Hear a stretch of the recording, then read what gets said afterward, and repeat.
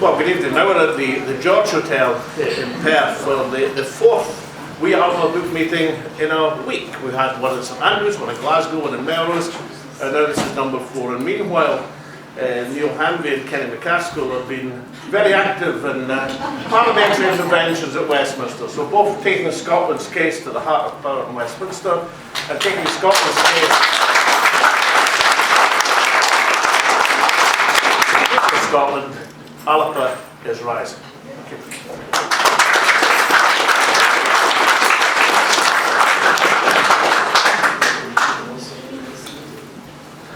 Right, all we need is a chair back.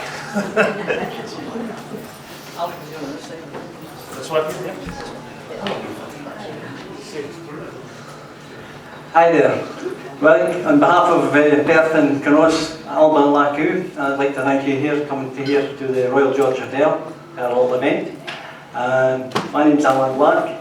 Our guest speakers tonight is Alec, Salmond and Eva Comrie. Okay?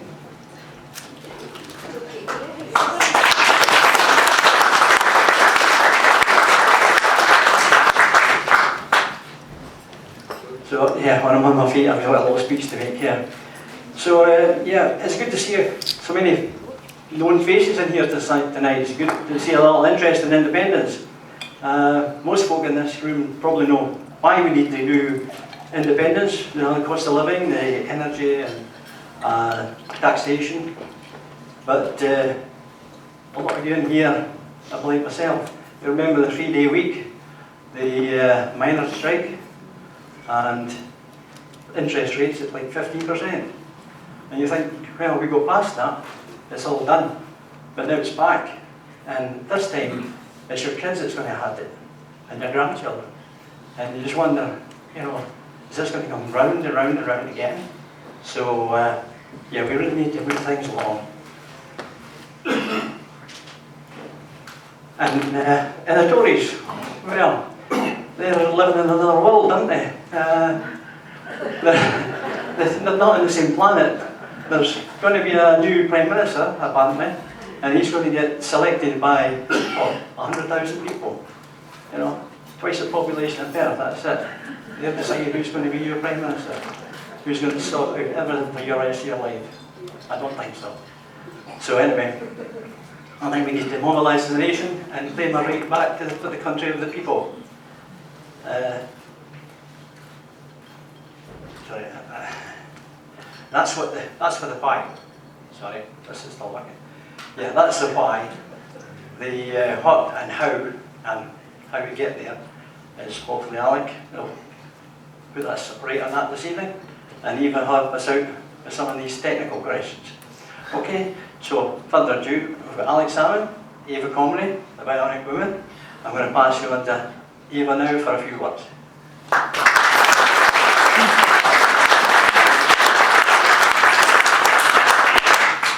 Bonsoir mes amis, and I'd like to take this opportunity on Bastille Day to say a very big, I suppose, congratulations to our friends in France. I hope they enjoy their National Day, and I hope with all my heart, as I'm sure everybody in this room does and right across most of Scotland, that it won't be very long before we're celebrating our own National Day as a sovereign, independent country once more. In other words, together, my friends, we will cure the democratic deficit. And we'll do it with far more than a couple of lines or a couple of sheets of paper. We'll do it by having meetings like this and talking to each other and talking to friends and family and colleagues right across the length and breadth of this great country of ours. Now, it gives me enormous pleasure to be in Perth, and I know that that kind of slips off the tongue quite neatly, but it actually does mean a lot to me to be here. And the reason for that, as some of you might already know, is that I grew up in Perthshire. I have spent a large part of my childhood in Crieff, where I lived on a caravan site. And I started school in Crieff in, I think, 1967. It was a big year. And the other night when I was thinking about coming along here and what Perthshire meant to me, I had a look at a really cherished photo, and it's my primary 1 class. So obviously it wasn't quite yesterday. But I remember the day I started school, because one of the things that I saw there in Commissioner Street in Crieff was this most amazing map of the world. It took up almost the whole length of the classroom, if I remember correctly. And the funny thing at the time that I remember thinking quite clearly was, all these countries in the world are all different colours, but some were pink and some were blue and some were green, and I asked the teacher why this was, and she explained, well, that's the British Empire, and that was the Dutch East Indies, and this was somewhere else, and this was what Belgium owned, and this was what the French owned, and whatever and whatever. And I thought, how can a country own another country? What's that all about? However, that was when I was 4.5. As time went on, I began to learn a little bit more about these things, and was obviously at that age not the slightest bit interested in politics, but I had a stamp collection. And I had stamps from, again, all over the world, and some of them were for countries that no longer existed, and others were from countries that came back into existence once more, when bigger empires broke down and people were able to regain control of their own lands, and their own future, and their own destinies.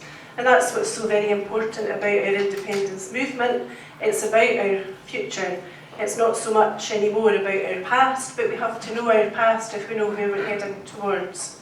So great things happened to me when I lived in Crieff. It was a great thing when I started school, and it was a great thing when decimalisation came in, because my mum and dad could only do pounds, shilling and pence. They couldn't do pounds and pennies, so they didn't totally compute what it meant to have to double the pocket money from a half crown overnight in, I think, 1971 would it be? And I was also able to argue my corner quite well with a guy in the sweetie shop that thought that a penny caramel that used to cost 1D was not now allowed to cost 1B, you had to get 2 for the price of 1.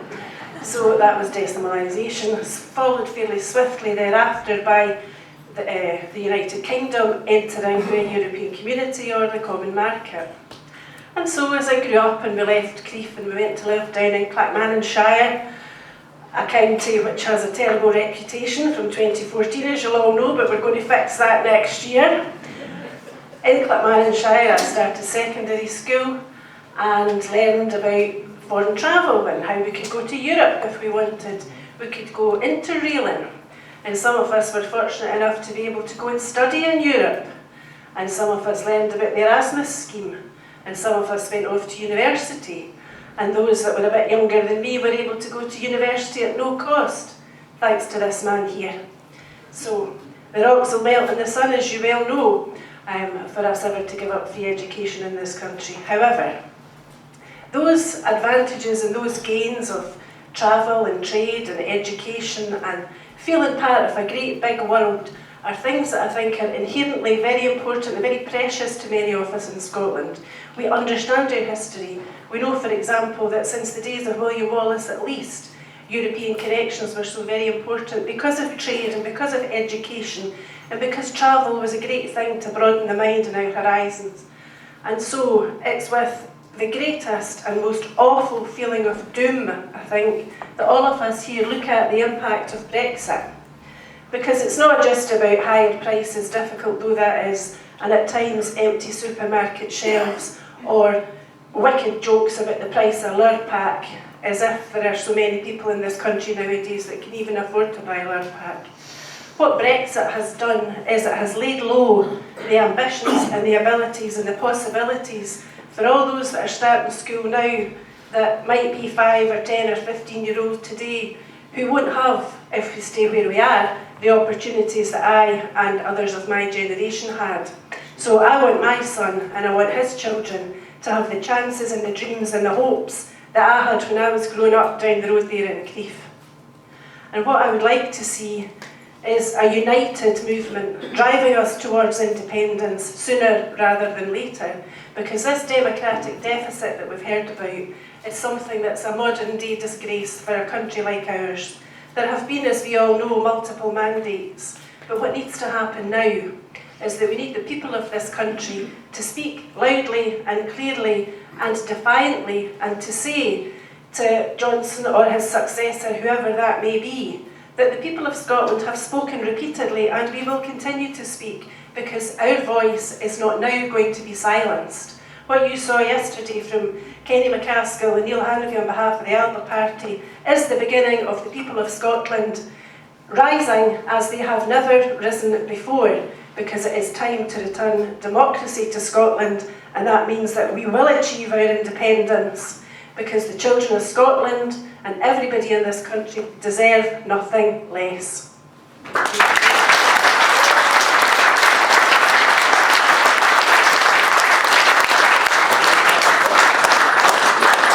Thank you, Eva. And Alec, would you like to say a few words now? Yes. Thank you, Chair and friends. And can I just say to the cameraman, I'll try not to move about too much, because I know that upsets you. So I'll do my absolute best. Listen, I'm delighted to be here in Perth, and delighted to be doing a wee ALBA Book meeting. It's been a very auspicious week, I think, in Scottish politics. But why I like it in Perth is that it was actually a meeting during the referendum in Perth towards the end of August that I realised that we were in with a chance of winning. I mean, I always thought, you know, we could win if everything went absolutely right back in 2014. But it wasn't really until the end of August, beginning of September, that you started to feel the momentum running for the Yes campaign. And what happened, I'd gone to a meeting in Dundee first.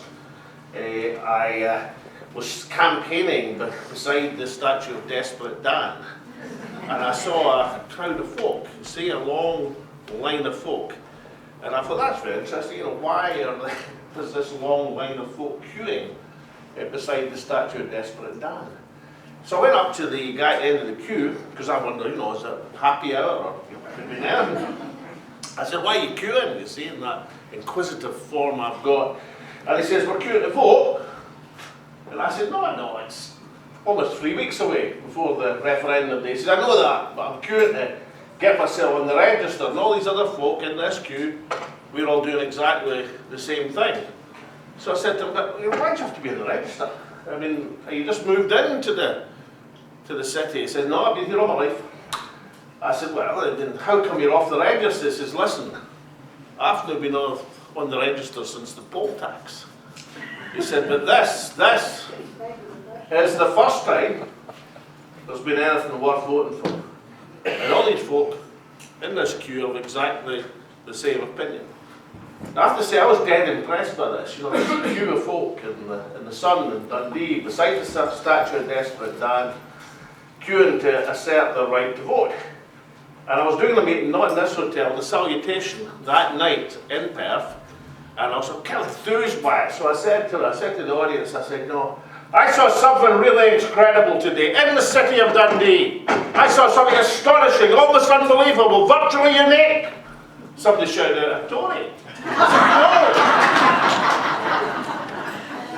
What I saw was a queue of fellow citizens asserting their democratic right to participate in an election. And it was then that I knew the momentum was with us, and indeed might have carried us to success if it hadn't been for the alerting of our friends in the British establishment in the last 10 days. From being totally complacent about the result, they went into total overdrive. If you want my own belief as to what decided the referendum, that it was the vote delivered in the last week. The suggestions you could have the easy option, you could have everything you wanted. Brilliantly done, incidentally, by the Daily Record. Indeed, the person who edited the Daily Record now works for the SNP government. Obviously had a Damascus conversion to the cause of independence over these last 8 years, but now works for the SNP government. I'm still not puzzled that one right through, but nonetheless, the vow is a masterpiece of political propaganda. And it said to people, you can have all the things you want to have without the risk of independence. Now, of course, it was a massive con. The stuff that was meant to be an offer, what was it Gordon Brown said, federalism, near independence, everything you could possibly want in Scotland would be delivered by the vow, and people didn't have to take the step of independence. In the 8 years since, we're now on to about to have our fourth Conservative Prime Minister. We are in a period of continued austerity. moving into recession, perhaps even economic depression, and we've got just about everybody in Scotland thinking about next winter and wondering how they're going to heat their home. In this energy-rich, energy overflowing country is being covered in fuel poverty. So the subprint in the vow of September the 14th didn't mention that sort of stuff. And so when I hear, as I still do, and I was in a debate the other night with somebody who said, oh no, we can't have another vote on independence, you had your vote back in 2014, as if democracy is a static thing, it's a once and for all vote and nothing ever happens thereafter. I think about the dramatic changes that have taken place since 2014, and every single one of them for the worst. Not that I don't recognise some points in history. When Neil and Kenny were intervening, in fact, I thought it was absolutely disgraceful that the rules of the House of Commons were broken yesterday. I think Lindsay Hoyle should be thoroughly ashamed of himself as Speaker of the House of Commons for breaking his own rules.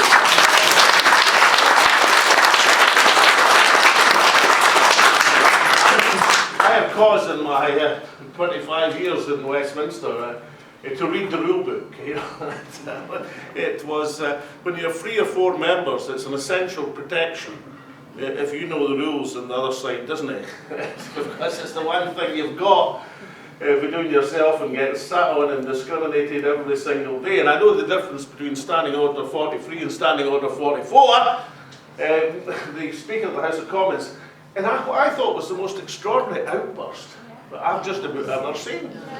I was trying to remember, would John Burke, would he have been shouting and screaming like that, or Betty would have been shouting and screaming like that, or Jackie Weather, all these speakers. But this man, the hate which was being conveyed that somebody should have the temerity to raise a point of order in the House of Commons. It was quite extraordinary. Now, it's okay, of course, for the Prime Minister to lie through his teeth every time he opens his mouth.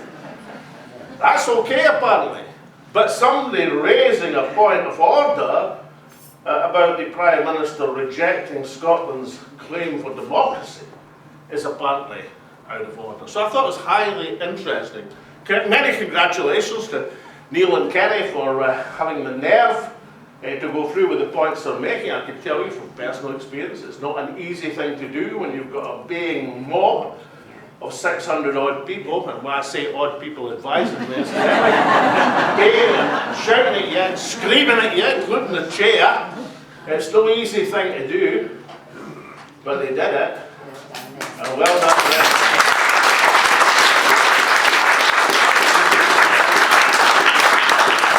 I never thought to myself, what would happen if it didn't happen just one day, but it happened every day? And you might say, well, ALBA can't manage that, there's only 2 of them, there's only so many times they can get suspended. But there's 45 SNP MPs there. And you see, I came back to this thought, that back in the day when I was intervening on, in the middle of Nigel Lawson's budget, when he had the tax cuts for the rich and the poll tax for Scotland, and I was getting suspended from the House of Commons, I remember the 50 Labour MPs looking sullen, resentful, cheering with the Tories to get me out of the House of Commons. Brian Wilson, John Reid, I remember their faces. And blow me, I was looking yesterday, and it seemed to me that the SNP had morphed into the Labour Party of all these years ago. And they better watch out, incidentally. And I'm not saying there's not decent people on the SNP benches. I understand Neil, Joe Cherry are personal friends of mine, for example. But what happened to the Labour Party in Scotland was the epithet of the feeble 50. And it stuck. 50 Labour MPs from Scotland, led by Donald Dewar, one of the most able politicians that Scotland ever produced, but were powerless because they imprisoned themselves and powerless to stop any aspect of Thatcherism riding over the Scottish people. Because people and political parties build your own prison. And if you think that the job of a nationalist a nationalist member of Parliament from Scotland is to go down and sit obediently. Whatever happens to Scottish democracy, whatever lies are told by the Prime Minister, whatever rejection is made of legitimate demands, then that's not my idea of why the Labour Party's feeble 50 were replaced by the SNP a generation later. You don't morph into the surroundings of Westminster. You know, in my time at the Westminster, Ming Campbell, Sir Menzies Campbell used to sit in front of me. And I used to, and don't get me wrong, Ming Campbell was a very able guy, a very able speaker, and the House listened to him with great respect whenever he pronounced on foreign affairs. Different when he became leader of the Liberal Party and then they shouted him down. But nonetheless, when he pronounced on foreign affairs, everybody listened to respect. But when Ming lounged back in the leather bench, I had great problems working out where the leather bench stopped and Ming began. And it's getting a bit like that for some of the SNP contingent in Westminster. It's difficult to say where the bench stops and they start. Because the job of a nationalist member of Parliament at Westminster is not to settle down, but to settle up for Scotland. That's the job of nationalist MPs at Westminster.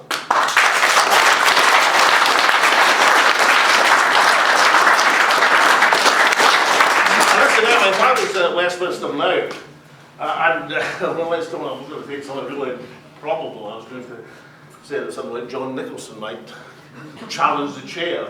But let's just take the improbable. Let's just say that John mobilised himself and whatever else he does to say, I really want to challenge the chair to accept Scotland's democratic rights. Then I'd be with him regardless. Because it would be my job to have solidarity with somebody who was expressing the same opinion as I was. I mean, I used to have solidarity with Dennis Skinner and Dennis Canavan. That was because we all recognised in each other that we were there to, as far as we possibly could, defend our constituents and upset whatever apple cart we could. That's what you would do. That would be your instinctive thing to do. Not to earn brownie points from the Westminster establishment who'll bat you in the head and then spit you out as they've spat out generations of once radical members of Parliament. So my belief is, if we want to advance the cause of Scottish independence, then we should fight a pincer movement. A pincer movement of parliamentary intervention at Westminster. Doesn't have to be intervening in Prime Minister's questions. The Westminster Rule Book has changed a bit since the days of Charles Stewart Parnell, but there's still plenty of opportunities in which to seize the agenda of the House of Commons and say, look, until you recognise Scotland's legitimate democratic demand to have a Section 30 and another referendum, then we're never going to be out your hair. Every single day is going to be dominated by this topic, whether you like it or not. And faced with that, you might call it speaking truth to power. You would find that was a substantial lever helping our cause. But it has to be matched and married by popular demonstration in Scotland. So Scotland isn't unique, but it's rare in all of the countries in the world who've sought their independence that it's been done through a peaceful, constitutional, political process. And always will be, because that's the nature of who we are. But that doesn't mean we've got to take politeness to the nth degree and accept any humiliation that Westminster chooses to deal out. Now, I've just got the impression in the meetings I'm doing around the country at the present moment that after some years of lackadaisical responses, there's some fire in the bellies of folk in Scotland that's coming back. I've only seen it a few times in my life. I saw it in the last weeks of the referendum campaign. Before that, I saw it in the poll tax campaign way back in 1990. I saw it when the constitutional issue becomes matched and merged with key political and economic issues in Scotland. And when you see that happening, you know that things are on the move. Now, the firing gun has been started. It's been fired. We have to work forward to the 18th of October, 19th of October next year. That's when there's going to be another referendum. That's what the First Minister has said. And as far as ALBA is concerned, we're working to that timetable and on that agenda. It does seem to me that if we're going to achieve that timetable, then we're going to have to examine how we're going to make the other side agree to it. If it's really a question of writing a letter to Boris Johnson and writing a letter to his successor, and when the reply comes back we go, oh my goodness, they haven't agreed, then I don't think we're going to get very far. Nor do I think, and I have to be perfectly honest here, that going to the Middlesex Guildhall, where it's where the appointed bench of the United Kingdom Supreme Court sits, and saying, will you make our referendum legal? I did describe it as a Hail Mary pass. I don't think it's a Hail Mary pass at all. I mean, a Hail Mary pass has some chance of success.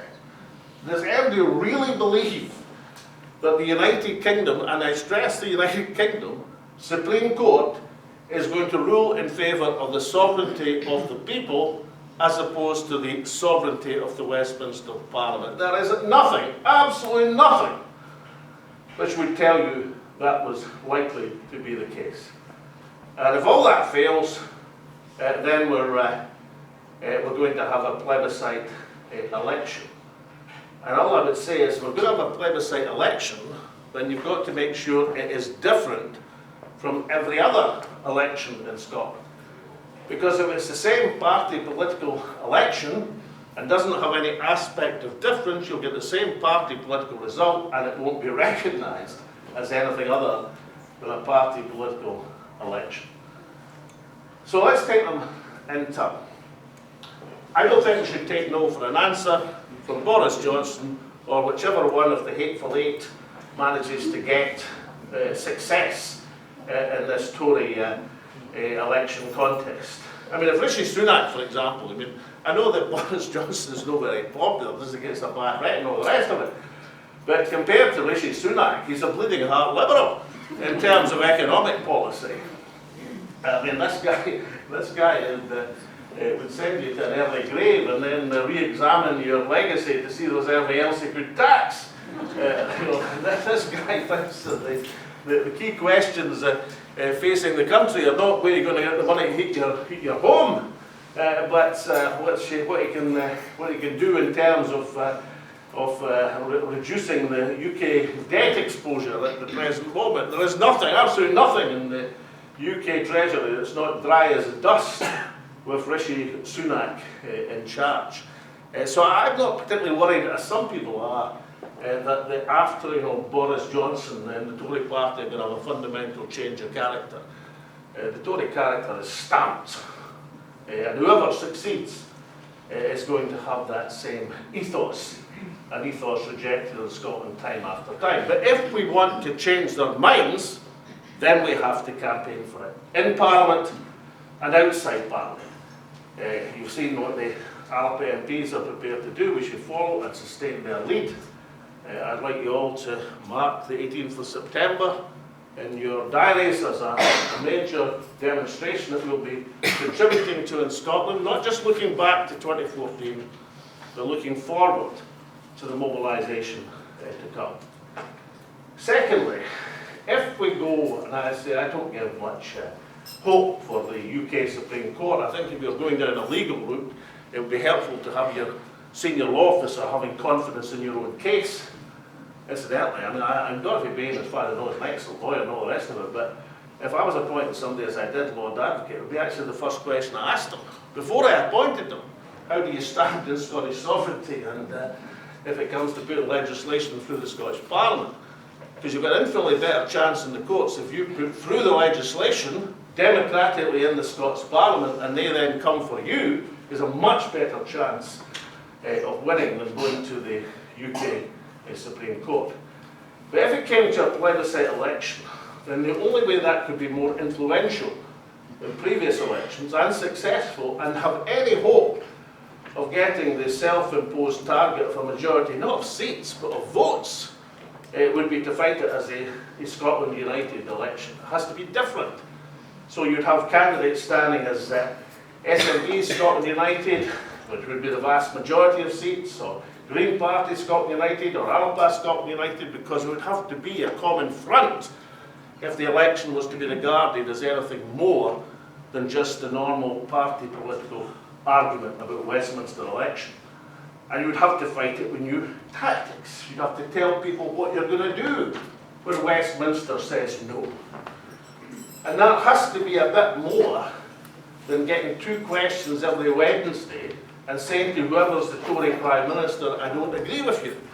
With the greatest respect. I mean, you know, I don't actually think Ian Blackford would rival Lloyd George or in terms of rhetoric. But it wouldn't matter if he did. Ian could be the most eloquent person on God's earth, and it wouldn't make any difference. There has to be more of a political threat and urgency in action than dutifully asking your 2 questions every Wednesday. You'd have to consider how you present the legitimacy of a parliamentary mandate, and not necessarily at Westminster or elsewhere. It has been a mistake. The party chair wrote a brilliant article last week in the National looking at the 1918 election. And she looked at 2 aspects in particular. What might be lessons for Scotland a century later? One, of course, is the Irish example of abstentionism, with the Irish Parliamentary Party, which had ruled the roost in Ireland for 60 years since the great Parnell founded it, and then in one single election was swept aside by Sinn Féin because people said that route is done. Abstentionism is the way forward, set up our own show in the Tory era. Now, you don't have to run an abstentionist campaign, but you have to say, look, this election, if it's a plebiscite election, is for the legitimacy of Scotland. We'd have the great advantage of having a Scottish Parliament in place, as well as the mandate of Westminster MPs. But one thing's for sure, you're not going to mobilise the people by saying, after we win a plebiscite election, we're going to get the bus, train, plane, down to Westminster and beautifully turn up our desks and do that just as we've done before. That doesn't cut it in terms of a campaign. Last thing is this. The Scottish Government have just started publishing a series of papers. They've published 2 now. And there's nothing wrong, I've read them both. One is international comparisons. With Scotland, the one today is about Scottish democracy. One is a number of league tables which tell the story of how Scotland has fallen behind other comparable countries. The second is a potted history of the last 50 years of Scottish politics. You know, all of us say is with great respect, 8 years hard labour of thousands of civil servants, you might expect just a wee bit more than that in terms of originality of policy. But the ALBA Book tries to answer some of the questions that inevitably would be asked in a new referendum or indeed plebiscite election campaign. Because the world of 2022 is not the world of 2014. Things have changed. Clearly, and most obviously, Brexit has happened. Didn't want it, but it's happened. A pandemic has taken place. There's a war in Europe. The world has changed. And if you take the most obvious ones of these, that Brexit has happened, you can see how the independence case, if you want to win it, has to be updated to reflect the new realities. Understandably, lots of people in Scotland are in favour of the European Union. As it happens, so am I. But you can't go into a referendum or an election pretending you can get back into the European Union like that. It doesn't happen. Remember Michel Barnier, who was the European negotiator? I mean, I saw that idiot David Frost on the television this morning smearing one of the other candidates in the Tory leadership election. Well, he was negotiating against Michel Barnier, and Michel Barnier took him to the cleaners through the negotiations because he was a French Gaullist, brought up in a hard school of negotiations. Well, Michel Barnier, I happen to know, loves Scotland, like many Europeans do. Thinks Scotland's a great place, comes his holidays to Scotland, been at Edinburgh Castle, likes bagpipes, whiskey, The Highlands likes our scenery, loves Perth, this fair city. He's probably never out of the place come August. You'll come into this hotel, you'll say, I recognise that fellow, it's probably Mr. Barney. If it came to negotiations about Scotland going into the European Union and he was the European Union negotiator, the fact that he loved Scotland wouldn't matter what. Because he would negotiate for his clients, for his team. And it would take 5 years, best bet, 5 years to get back in the European Union. Now why does that matter? Well, it matters because if you're negotiating with Westminster in Europe, and you've got maybe an 18-month period to do it, you can't do it realistically by saying in 5 years' time we'll be back in the European Union. You'll be in a kind of weak negotiating position, trust me on this. Therefore, do we just say, oh my goodness, what does that mean for trade, for borders, for currency by extension? This makes things so much more difficult, we'll just forget about it and go home. Or alternatively, you might say, luckily for us, there is an option, and it's called EFTA, the European Free Trade Association. And the great thing about EFTA, if you join it, there's 4 countries in EFTA just now, that's Norway, Switzerland, Iceland and Liechtenstein. Can't be too bad a place to be in, incidentally. Because each of these 4 countries is in the top 10 in the world in wealth per head. So, I mean, it doesn't automatically mean if you're in EFTA you'll be in the top 10, but it does tell you something that it's not a bad place to be. And if you join EFTA, you inherit EFTA's treaties with the rest of the world, with the European Union, trade treaties, and with the UK for that matter. But the most important thing about it is it doesn't take 5 years to join EFTA, it takes 3 months. And therefore you can be in that for the purposes of negotiation, and negotiate from an economically secure position. I've watched with almost despair people in the SNP, when the word border is mentioned, so start to shiver and shake, my God, borders. If you're in EFTA, we actually have a working example of what an administered border means. Because after the negotiations where Mr. Barney outfoxed Lord Frost, and we ended up with an Northern Irish Protocol, and an administered border in the Irish Sea, Northern Ireland, our fellow country people in Northern Ireland, are currently within the single market with special access to the UK market. And of course the Democrat Unionists are jumping up and down saying, this is dreadful, it's very inconvenient, some guy can't export his chickens or whatever. But the reality is, for the first time in recorded economic statistics since they began, Northern Ireland is outperforming the rest of the UK in economic terms. Why? Because the boon, the advantage they've got from having been part of a single market, 500 million people, is more important than the relatively minor economic inconvenience of an administered border.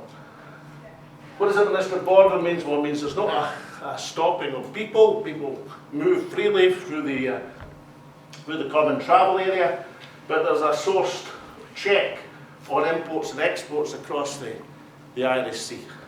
But there we are, we're in an argument where there's a working example of the advantages that would have. And still we've got people who are frightened of the argument. There's nothing to be frightened of.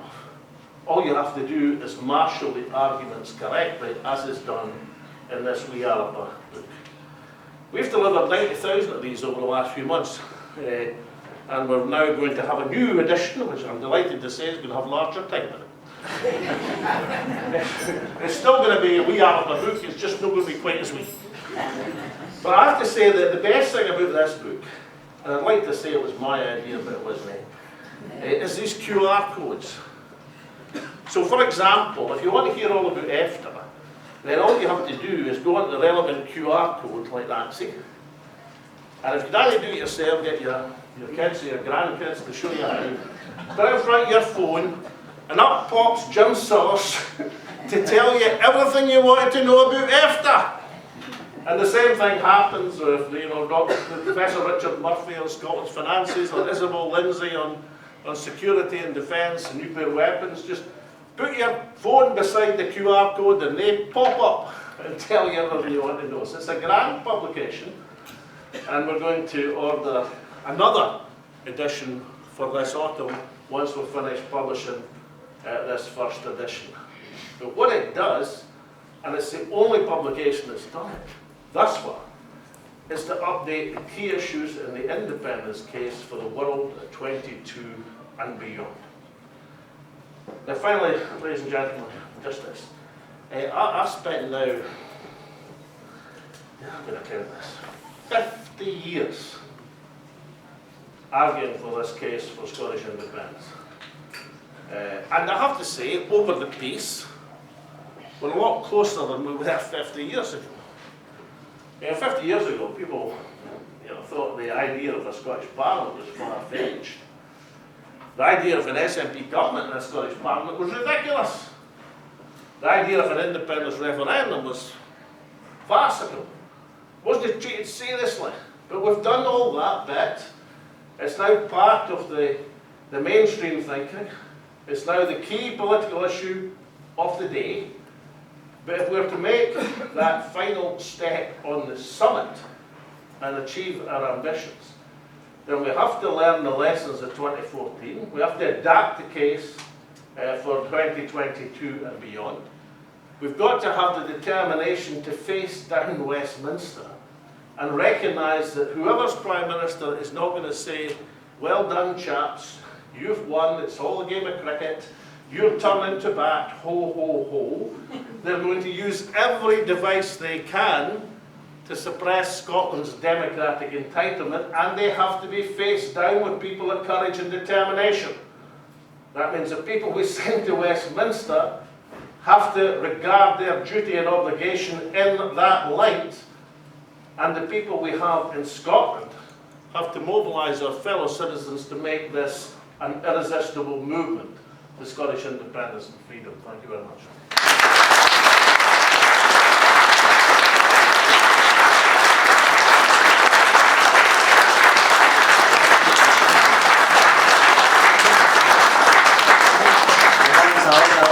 Really impassioned speech, so if you'll be rest now, we're going to start taking some questions.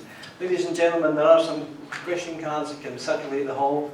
If you want to promote a question, you just get that to Denise, she'll hand it to me. It's just to try and use up the rest of the times, and we've got sound issues in the hall. Okay, so we have one question here in front of me here.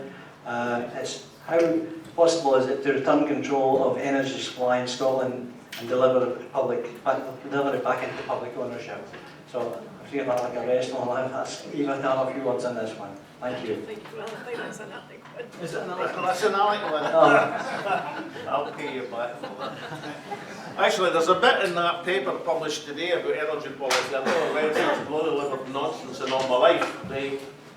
Look, we all know, and most of our fellow country people know, that Scotland are taken to the cleaners in oil and gas. We only have to glance across at Norway to see the difference that could have made to Scotland. We could have been sitting on an oil pension fund with a couple hundred, or 1 trillion now almost, in terms of dollars. We could have had all that. We could have had a situation where the revenues from these investments dwarf the revenues from oil and gas, but for some reason best known to ourselves, we decided to allow Westminster government and international capital to take all our resources. Now, that's largely gone, not totally. Oil and gas will last a while. I know the SNP Green government are no keen on it, but it has a future. Particularly if you attach every development consent to carbon capture and make sure it's done, because the saline aquifers in the North Sea are probably the best place to trial that on a large scale. So it's got a future, and we can see how important it is still to the world economy at the present moment. But the biggest single energy opportunity in Scotland doesn't lie in hydrocarbons, it lies in offshore wind right now. And Scotland has 25%, 1/4 of Europe's, not the UK's, Europe's potential offshore wind resource. And offshore wind right now costs £50 or so per megawatt hour to produce under current technology, and that price is falling because the technology is improving, as opposed to nuclear power, where the Westminster government is wanting to invest, which costs £100 per megawatt hour and rising. And offshore wind is extraordinarily lucrative, which is why so many companies were scrambling for the Scotland auction in the early part of this year. So what did the Scottish Government do? Well, they decided with their agents in Crown Estate Scotland to hold the world's first reverse auction. See, with this coming autumn and winter, when all of us are scrambling as to how to pay the lecky bill, and we're wondering which of our family heirlooms to sell in order to finance it, if we have a rout, as we call it in the northeast of Scotland, or an auction to try and raise the money, we'd probably adopt a position of taking the highest bidder for each of our valuables. Not Crown Estate Scotland. They have an auction where they say, we're not accepting bids of more than 100 million for that acreage. No, I know you want to give us 200, but we're not taking that, we're only taking 100 million. That's what they did. I know it sounds incredulous. You know, I've had a long history of disliking the Crown Estate Commission. I was a fishing MP for 25 years, and they tried to ruin every small harbour I knew, you know, by charging them back harbour foreshore dues. And once tried to do that with Gardenston, we should have put it out of business. Luckily, I managed with help of one of my old lecturers from St Andrews, an instrument, a royal decree from Charles II. You know, Charles II ran about Scotland in the late 1640s, pretending he was going to be a Covenanting king. And the Covenanters were daft enough to believe him because he was a wily. Foxy sort of guy, and they managed to convince him and raised an army. We were in Scotland. When he got to Gardenston up in the Murray Firth, he must have had a tremendous time because he signed a royal proclamation the next day exempting them from crown dues in perpetuity. And I managed to find that. And I waved it in front of the Crown Estates Commission and they ran a mile. Now, the devolution of Crown Estate Scotland was the one, well, there's two games from the Smith Commission after the referendum. One was to get all the unionist parties to sign up to say nothing in this commission can stop Scotland wanting to be an independent country if that's what the people wish. That was all signed. And the second thing was the devolution of Crown Estate Scotland. Now, I didn't know that when they got that devolved, they were going to leave the same aristocratic numpties in charge who'd been in charge before, but that's who's there. And they sold the whole shebang, rented for £700 million earlier this year for the first substantial licensing of Scottish acreage. It was worth at least 10 times that. Even the English got 4 times that. The Americans got 6 times for equivalent acreage in an auction about the same time, because they employed the traditional auction where you take the highest price, not a ceiling price. So that's what's happened. Now that's really bad. And it's no great advert for the confidence of the Scottish Government, and it's no great advert for how Scotland's going to run things better. Luckily, the pass has not been sold, because you have to have planning permission to land anything, and you have to have planning permission for electricity lines to take power south, which is where a lot of it's going to go, and you can stop it unless you get paid a fair economic rent. And this is a long-winded way of saying this. We should follow exactly what the Norwegians did in oil and gas.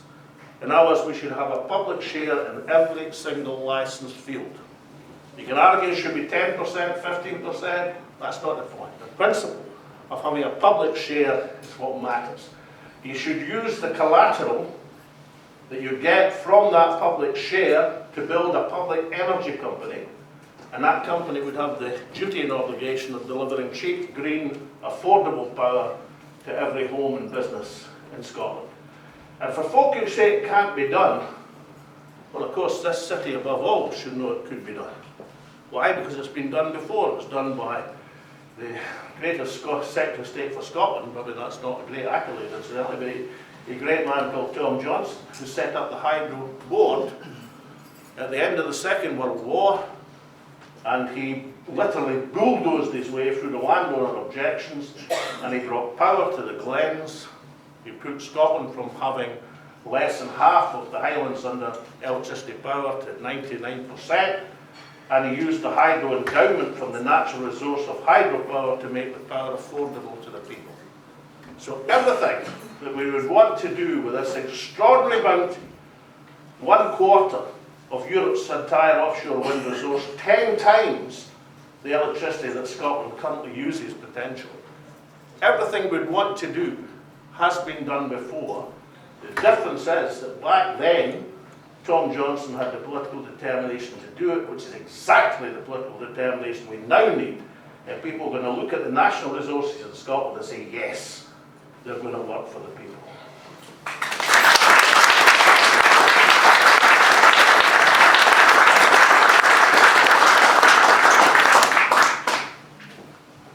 Many thanks.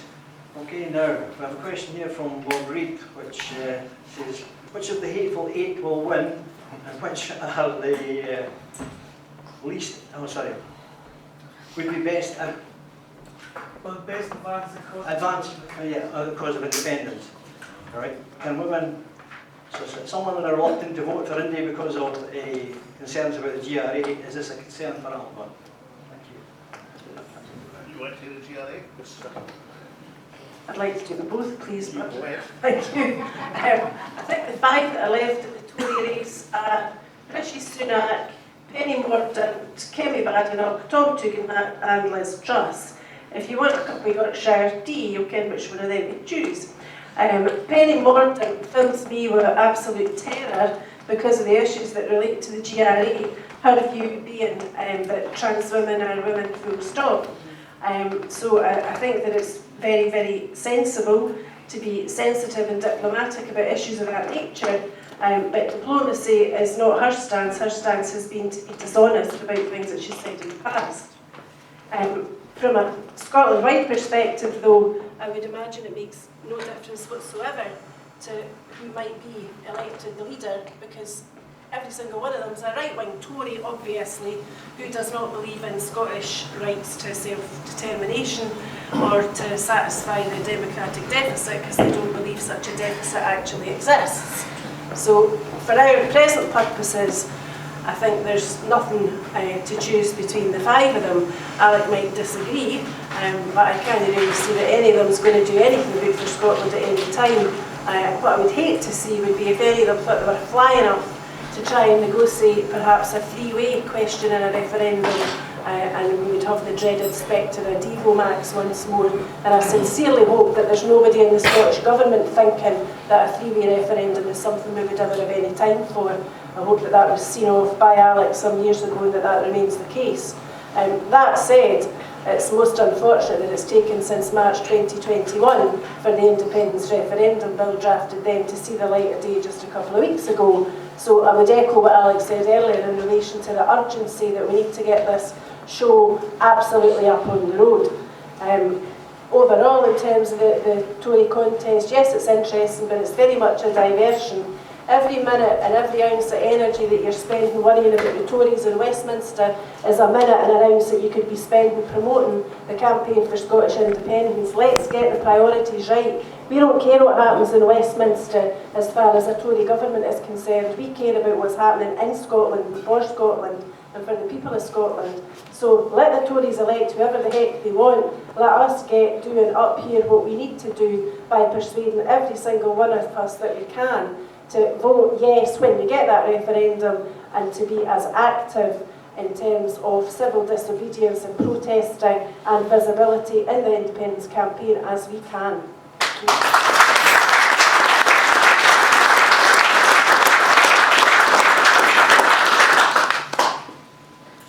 Okay, the next one is from Chris Bonner. You spoke of the control that the Labour had over Scotland. As a Labour lad from Lanarkshire, I am well aware of remember the Monklands Mafia that was. Unfortunately, I know that the SNP has, as you say, morphed into Labour. How can we break the SNP apathy and get our independence going again? Well, can I say first that if we move into a referendum campaign or a general election, of which is a plebiscite election, then everything I do will be to support a joint effort in that campaign. I have to be, and you know, and hopefully that will be reciprocated. In terms of the analogy I made between the Labour Party in the 1980s and 90s, see, back in the day, myself and Jim Sillars and Alec Neil, we embarked on a plan And that plan was, we knew the Labour Party were apparently all-powerful. Most people thought that that was the accepted order of politics that would never change. But we reckoned if the SNP positioned itself as a clearly declared left-of-centre party, it was in this city of Perth that I won the SNP leadership for the first time back in 1990, and put that as the point of my campaign and my acceptance speech. We believed that the SNP positioned itself in a clearly identifiable way in the political spectrum and spoke to the issues of the people of Scotland. And over a period of time, if the Labour Party did not deliver, then the SNP would replace the Labour Party. And you know, it took a while. It took longer than I expected back in 1990, but over a period of time it worked. And when I left the leadership of the SNP for the last time, the Labour edifice had crumbled. And Jim Murphy and his soapbox were about the only members left in the entire organisation. Now, the difficulty I suspect is this, and it was a kind of blind spot that I had. Everybody I knew in the SNP back in these days, everybody was in the city halls in 1990 and had been campaigning some many years longer than me. Whatever disagreements I had with them, they were dyed in the wool Scottish nationalists. I mean, Gordon Wilson and I, you know, we were always fighting, not fighting, you know, in terms of conflict names and all the rest of it, but fighting in terms of, you know, executive meetings. I'm saying, no, I don't think that's the right strategy. I think we have to back, you know, this industrial action or Lee Jeans or Plessy workers. We have to, it's a long-term strategy we must embark on. And Gordon didn't agree with that. Gordon was much more into you know, fundamental nationalist issues as he saw it. But for all these arguments and debates about strategy, it never entered my head. Not for 1 minute did I question whether Gordon Wilson was a sincere Scottish nationalist. Of course he was. We just disagreed on how to get there. I thought a parliamentary or parliament for Scotland would allow us a base bridgehead in which to build up power. Gordon was tended towards more of a fundamental approach. Same with Jim Fairley, not Jim Fairley, it's an MSP now, but he's fairer. And the debates were great, incidentally. I mean, the people used to join the SNP just to hear the debates at conference. They were amazing debates. You know, Neil McCormack on one side, and Jim Fairley on the other side, Gordon Wilson on one side, and Jim Sillars. They were wonderful debates. But not any day in these debates I ever had a scintilla of doubt that they were fully committed, signed up to the project of an independent Scotland. We just disagreed on how to get there. That was.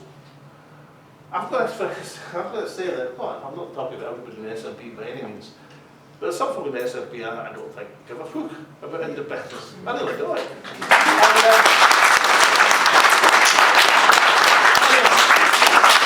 They might think it's quite a nice thing, you know, if it happened, then that'd be good. But they've got other priorities. Some have got other political priorities. Some have got personal priorities. You know, here's some advice to the SNP parliamentary group at Westminster, which gets, you know, millions in short money because of the success that's been built up electorally. Millions of pounds of state subsidy. I suggest they apply some of that and they recruit as their parliamentary strategist a lively octogenarian in Edinburgh called James Sillars, who in a single day will come up with a dozen tactical moves that they could make as 45 strong MPs, as opposed to the feeble 45 they are at the present moment, in order to amaze and startle the world of Westminster. I don't know what rates Jim would charge as a political advisor these days, but I'll tell you, it'll be worth the money. And they do it by the simple devices of knowing the rule book in Westminster backwards, forward, and using the rule book against the establishment.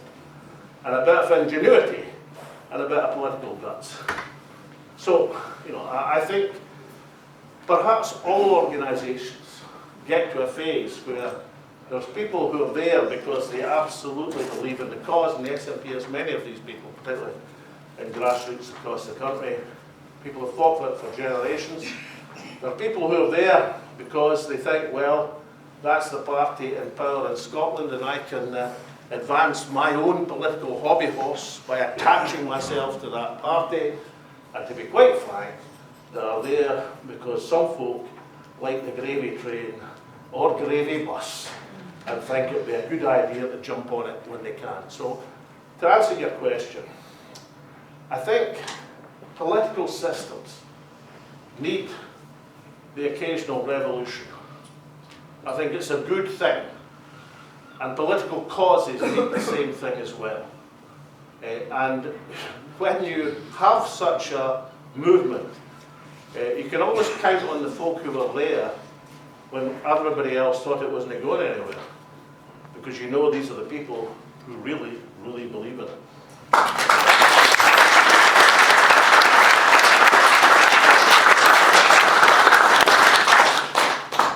Okay, thank you, Alec. The next question is from Arthur Martin. If, and it's a very big if for me, there is an independence referendum in 2023, what franchise should be adopted? And we're going to add on to that one from Nick Medden. How will ALBA present a more appropriate voting franchise in any future referendum on being received as a xenophobic, against a guard against xenophobic non-Indigenous Scots? Thank you. Okay, I'll take this one because I know this is quite a running argument at the present moment. And maybe not everybody's going to agree with what I'm about to say, but I'll say it anyway, because I absolutely believe in it. A long time ago, 1990s, I met a remarkable man called Bashir Ahmed. And this was at a time when the Asian community in Scotland were about 80% or so voting Labour. That's not unusual for immigrant communities and descendants of immigrants, incidentally. The Irish in Scotland went through exactly the same process. It's quite normal for immigrant communities to often attach themselves to an established institution because that is a way to defend and progress, and there's nothing wrong with that whatsoever. But Bashir Ahmed said to me, he said, look, in his estimation, he said the Asian community of Scotland would convert wholesale to the SNP, to the independence movement, if we just took the trouble to cross the road, reach out the hand of friendship and say you're absolutely wanted. And that's what we did. And Bashir went on to become the first president of Scots Asians for Independence at the City Halls again. He made a remarkable speech in this city, which electrified an SNP conference by saying, look, it's not where we've come from that matters, it's where we're going together that counts. He became the first Asian MSP elected to the Scottish Parliament and tragically died in 2009. Now, what's the point? Well, people tell me if we manage to restrict the franchise to Indigenous Scots, then we'd do a lot better. Now read that. If we'd managed to restrict the franchise in 2014 to Asian Scots, we'd have had a 72% vote for independence and we'd be living in an independent country. That's a reality. Because the lesson I took from Bashir is that our obligation was to address ourselves and our case to every person who committed themselves to this country, were resident here and part of our community. And we had to convince a majority of people in that position. And I don't give a shookie where they've come from. I am, in Bashir Ahmed's words, only concerned about where we're going together.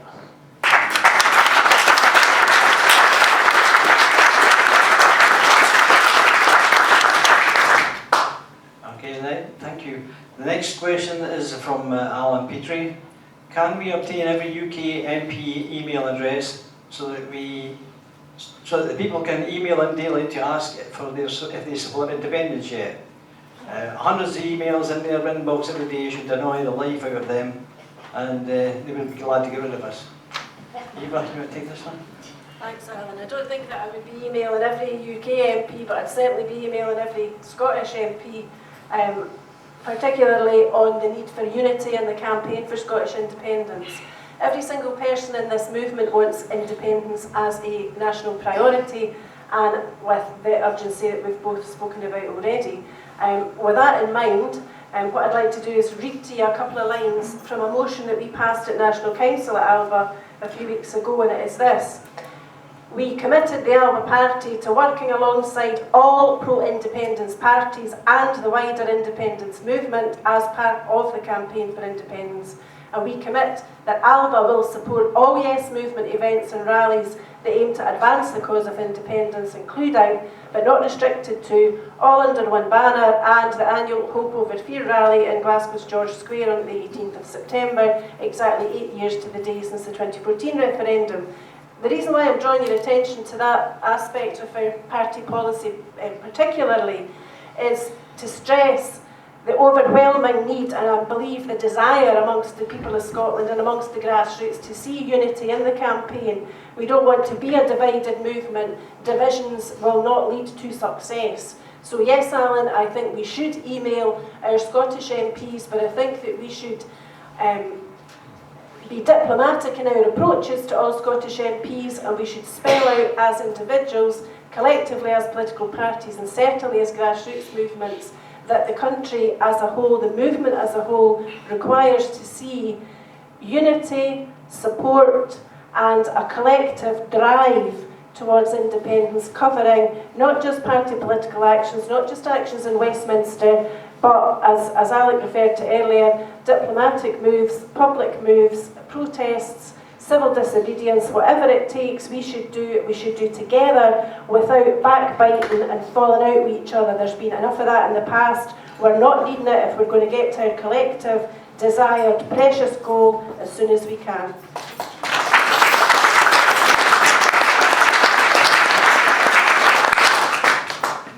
Thank you, Eva. Next question is from Ian Hart. We have come a long way in the last 50 years, but the last step to gaining independence will be the most difficult. How do we force Westminster Government to accept and allow independence to happen? Well, we luckily had a working example of how to do it back in 2012. When I persuaded David Cameron and George Osborne, who were the Tory duo in charge of the Tory party at the time. Incidentally, I never agreed with anything. Cameron had an excellent front. He was a good front man, but he wasn't Einstein, I tell you that much. George Osborne was clever, and pretty devious, but clever. But they were a good double act, you see, because Osborne did the thinking, Cameron did the front work. But compared to the candidates in the Tory leadership, these are political giants. You know what I mean? So you might say, well, if we can get Osborne and Cameron to agree, then we've set the track. And I'm very disappointed that we allowed that to slip. It's so foolish. If you go back to even somebody, Ruth Davis, right? After the referendum, in the run-up to 2016 Scottish elections, is asked the question, how do you get a referendum? Oh, we know about that. You have to get majority in the Parliament. The majority of the Parliament will be accepted, there'll be a referendum. So the track and the precedent was made, but for reasons that others may know, but I certainly don't, instead of ramming that down the throats all the time so that we're accepted and accustomed, we've allowed ourselves to get into a position that is now debatable. And what you do is you wait and wait and wait and wait, and then write a letter to Boris Johnson in his death throes as Prime Minister, and then incidentally, a week past Tuesday, Boris Johnson's political life is coming to an end. All his best pals are deserting him. There's a resignation every 5 minutes. They're reading him out in telly. He must have had his head in his hands. But somehow he found the time in all of that disaster to write a letter to Nicola Sturgeon saying, you're no getting it. Now, I don't think we should take no for an answer. I don't think we should allow ourselves to slip back into a position where an established, accepted route to independence fell by the wayside. However, we are where we are. We shouldn't take no for an answer, and we've got to harass and harry his successor until that answer becomes yes, and I've already elaborated how I think that could and should be done by a combination of popular agitation in Scotland and parliamentary intervention at Westminster, backed up by a mandate from the Scottish people at an appropriate moment. Now, I see no reason at all why such a campaign couldn't be successful. I would hold out infinitely more hope of success than going to the Supreme Court of the UK, which I think is a major blunder. Or you never go and ask a question unless you know what the answer is going to be. You really don't do that. Because one of the weapons I had in negotiating with David Cameron is I persuaded him to believe, for a number of experiences I won't go into, that if he said no and wouldn't let Scotland organise the referendum, then I was going to go ahead with my own one through the Scottish Parliament. It was a weapon. The last thing you should be doing is disabling that weapon via the Supreme Court, because you might need it in the future. So I think the Supreme Court's a nonsense. The plebiscite election, I think, could work if everybody joined in it together and we fought it as Scotland United, because then it would be different. It would be a call to arms from everybody in the country, although I'm unsure and unconvinced why we're setting the bar at a majority of votes. Nobody else does that in a parliamentary election. This is, So, that's where I think we should go. I think we address what's there in front of us just now, and that's the obdurate sullen refusal at Westminster to agree to a Section 30, and we should turn them over. And for focus sake, it can't be done. Margaret Thatcher was thorough to the poll tax, and it got turned over. We can turn this over. We just have to have the determination to do it. We have to have political will. In all of this, struggle, we're not asked. I mean, yes, of course, people put in weeks, years, mountains of time, hundreds of pairs of shoes have committed to the cause. But compared to what other countries have had to do at various times in history, this is not a huge thing. And if we don't have the self-respect as a country to demand our democratic rights and say what we voted for democratically last year, we shall not accept being undemocratically refused this year. It's simple enough. And incidentally, it is not a call and a cause which is restricted to left or centre folk like myself, or socialists, or social democrats, or Scottish nationalists even. There are plenty of people in Scotland who agree that Scotland's a nation, who don't like the idea of Scotland's will being turned down, even if they don't agree with it. I heard a Tory phone in. I was watching GB News, God help me, because I like to know what the other side is thinking, Anyway, there's this woman phoned in and she was saying, she was very worried indeed she was, being a loyal Conservative and Unionist, because that Johnson, he shouldn't have turned down the request for a referendum. That's just going to get folks' backs up in Scotland doing that. And she was speaking authentically.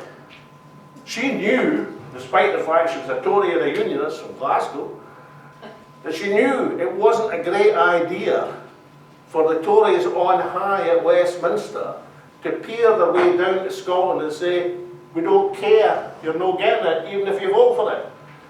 So it's not a difficult campaign to mobilise around. But you have to have the will to mobilise, and if the army wants to be led, somebody has to lead it.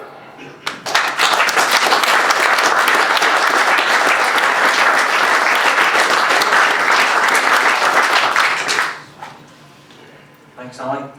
Now, the next one is, do you agree that the wording of any future referendum is extremely important? If so, do you agree that Scotland is already independent, just like Palestine, simply lacking the government of its own affairs?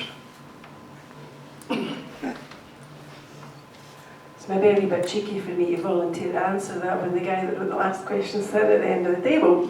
However, I think it's perfectly clear that the question should be, should Scotland be an independent country? But I think that it's important to remember that we know that we're not independent because powers are reserved to Westminster. But I'd take the chance to quote one of my political heroes, and certainly somebody that has heavily influenced Alec, and it's obviously Parnell. no man or woman, shall have the right to fix the boundary to the march of a nation. And these are words that should go echo in our minds on a daily basis, because that's what democracy is about. Democracy is about ensuring that a nation that is on the march is allowed to march. And while we're thinking these things, we should also remember why it is that we want to be independent. It isn't just for historical reasons. It's not just because we say that it's as a normal state to be independent. It's also because we believe that with independence, we will free the economic levers that we need to make this country the place that it should be, that will enable us to realise the potential of everybody who lives here, and in particular to make sure that we are able to address the scourge of our country, the thing that prevents us having equality, and that is poverty. And the cost of living crisis that we're living through just now, and we know is going to get much worse in the course of the next few months, and we know is likely to lead to hardship and probably a lot of suffering and a lot of deaths over the winter when folk can't afford to heat their homes, or I think as Kenny McCaskill most eloquently put it the other day, children will be coming home from school with a laptop with homework to do, and their mum and dad will not be able to pay for the Wi-Fi to enable them to link up to do their homework. You'll have folk that are supposed to get onto their mobile phone to sign on to get paid their benefit. They'll not have access to that either. Digital poverty being a very clear and very obvious need in this country as it is just now. So it's easy to get involved in arguments about the nicer details of what is independence, what's politics, what's it all about, but let's not forget what it's really about. It's about the bread and butter, literally the bread and butter issues for the people of this country. There are our compatriots, our friends, our neighbours who are currently suffering severe hardship. It's only going to get worse if we stay where we are for any longer, and for me that is more than enough reason to be saying daily, as Alan Petrie indicated earlier, to our MPs, get us the hell out of here by the quickest method possible, because people are suffering unnecessarily, because we don't have equality and we don't have the economic levers that we must have forthwith.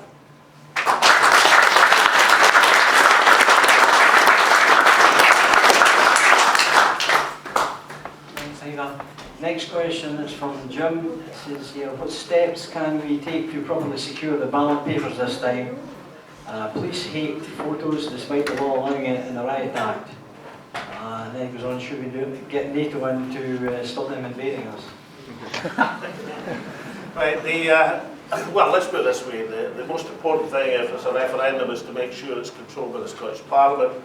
My advice to the Scottish Parliament would be to put in rigorous controls, particularly over postal voting, and I would want all ballots to be transparent. I think there definitely should be an exit poll on the day, and I think we were blindsided by a number of aspects in 2014, but you know, fool me once, shame on me, you, fool me twice, shame on me, you know, so, you know, that we know what needs to be done to make sure that, but the most important thing is to have the ballot run by the Scottish Parliament, and make sure that it's done in a proper fit way, which is openly disclosed and declared. A lot of folk, you know, the whole point and purpose of having a Parliament was to take responsibility, you know. And it's quite interesting, we've got a psyche, you know, we're still thinking somebody else is doing this to Scotland. And of course, in many aspects, that's what's happening still. Whole ranges of policies, some of the biggest policies, that is what happens. But if we're running something, then it's up to us to make sure it's run properly.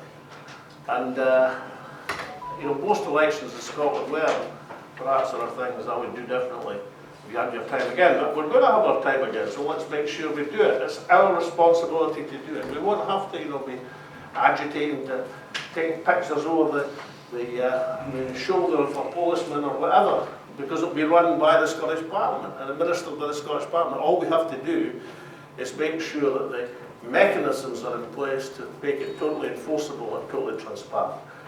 Secondly, most important thing in terms of the electorate is not saying, oh, that lot should vote and that lot shouldn't vote. Most important thing is the people who are self-excluded. You know, the folk who are in that queue at Desperate Dan. You know, the people who weren't on the register before the referendum, a swathe of them went onto the register, but there's still many folk in many communities are in that position. The most important thing about postal votes is for AlbaParty to be signing people up onto the register and signing them up for postal votes at the same time. And to have that as our key campaign. Because, you know, a week or so after the referendum, the great thing about being First Minister, you could play any golf course in Scotland you wanted, with the exception of Muirfield. Muirfield didn't like me because I wouldn't go to the Open because they wouldn't have women members, if you remember. They're not very forgiving, these people, but I never know what they do. But with the exception of Muirfield, any golf course in the country required a phone call. Now, about a week after the referendum, the president of the New York St Andrews Society was proposing to give the Glasgow Children's Hospital a substantial donation from the society, right? And I was wanting to make sure it happened. And he was a keen golfer, you see, so I phones up there and we get him onto the new course. He was playing with a lady professional, and I was playing with the Scottish Girls Champion, who was a St Andrews student who birdied 7 at the first 9 holes. And I had to tell her to steady up, because the last thing I wanted was to get beat 7 and 6, you know, because, you know, disasters for the donation, I thought. Anyway, that was fine. I had a caddie that day, right? The caddie says to me, he says, you know, I went round Cowdenbeath, where I'm from, round the scheme in Cowdenbeath a couple of weeks ago. He says, every bloody house had a yes poster. He said, I was so proud of my community. He said, all that support. So I said to him, so you voted yes then? He said, no, I voted no. I said, why? And he said, well, I just thought if it had been a yes, it would have been a narrow yes. And I think we have to be independent. It's a big yes. And I know it sounds daft, but actually there's a wee bit of logic in all that. But the most important thing about that scheme in Cowdenbeath would be that many of these folk, even despite the enthusiasm and the such, weren't on the register. So the most important thing we can do about politics is make sure the national constituency for yes votes in Scotland vote in as great or even greater numbers than other groups and classes in society. And that is the biggest lesson I took from the administration of the 2014 referendum.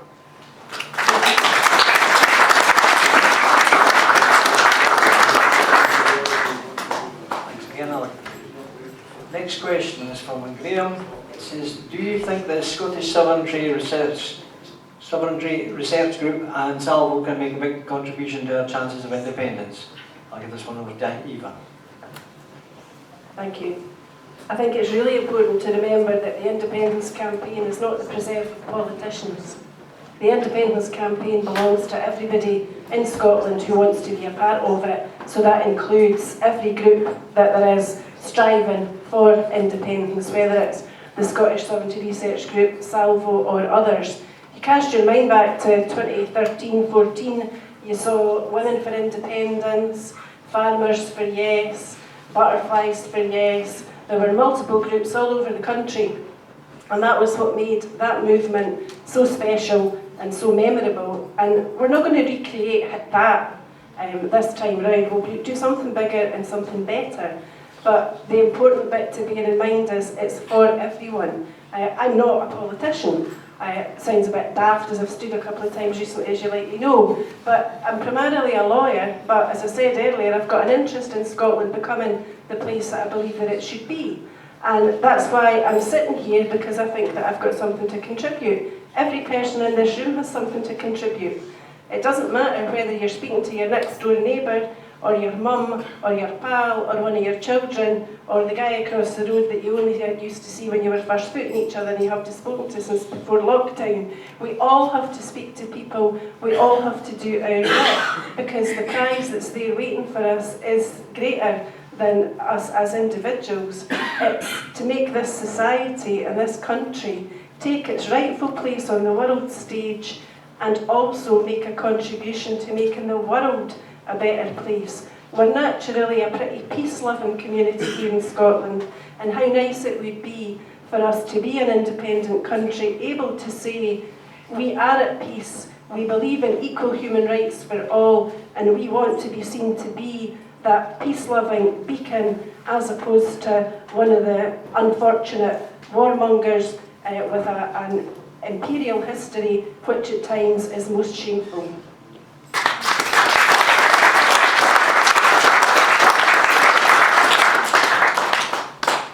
Okay, thanks again, Eva. Right, this will be the last question, and it's from Denise. When will you go to community centres where the grassroots movement is, and not all of us can afford to travel or afford posh hotels? Is that for Polly Bragg? Well, is that yourself?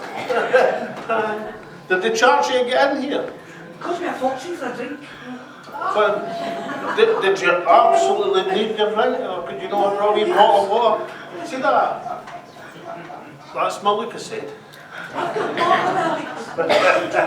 Listen, this is the 28th meeting I've done for the ALBA Book. They've been everywhere from the George Hotel in Perth to the Warrisson Bowling Club.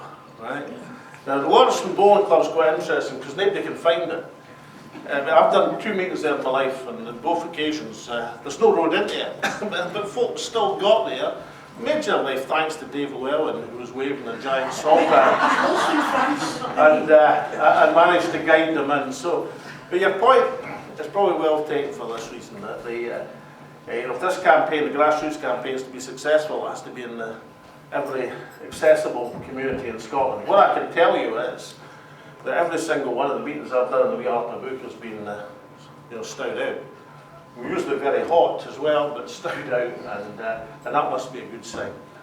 And I think the pace will quicken, because we have the 19th of October next year circled in my diary, and that quickens the pace of the independence campaign, the independence movement. I've got the 18th September this year circled in my diary as well. Now, just to finish up, I want to do something here. This is a book, and with due respect to the civil servants who've been penning the Scottish Government papers today, there's more wit and wisdom about Scottish nationalism in this book, hot off the press, from the historian Owen Dudley-Edwards, than I've read in a long time. I'm a wee bit prejudiced. I did the foreword, okay, so I'm just letting it out there. But I'm going to auction this book, which was published last week, and it's going to go to the funds of the Perth Lacoon. That's so as you can afford no posh hotels, but nonetheless, you can afford another meeting. I'll sign it, and I'm telling you, it's a stoker of a book. So under the circumstances, and bearing in mind it's for the Perth Lacoon Posh Hotel Fighting Fund, what am I bid for this copy of Owen Dudley-Edwards, Our Nations and Nationalism? Where you're going to fight. I mean, I thought I knew just about everything about Scottish nationalism in the last 50 years. After reading this book, I wasn't even scratching the surface. This is brilliant. So, what am I bid for this book? £100. £100. You see this? 100 quid? Sold. There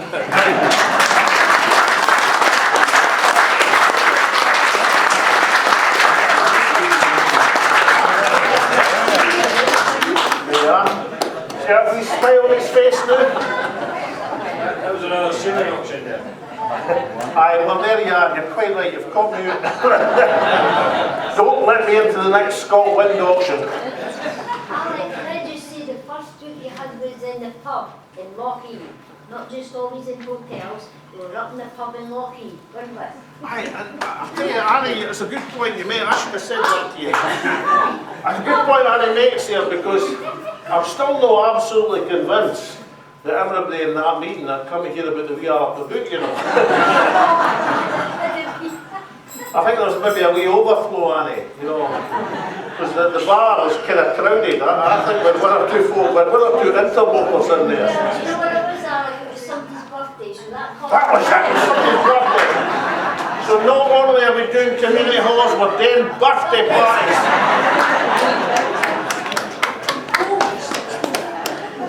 Thanks, Annie. Got me out a hole there. Well done. Yeah, in the pub, in the bathroom, remember? Up in Lochee. Everybody knows Lochee. Right, thank you very much, people. That's been grand. Before we go, I'd like to thank Eva and Alec for their great contributions this evening.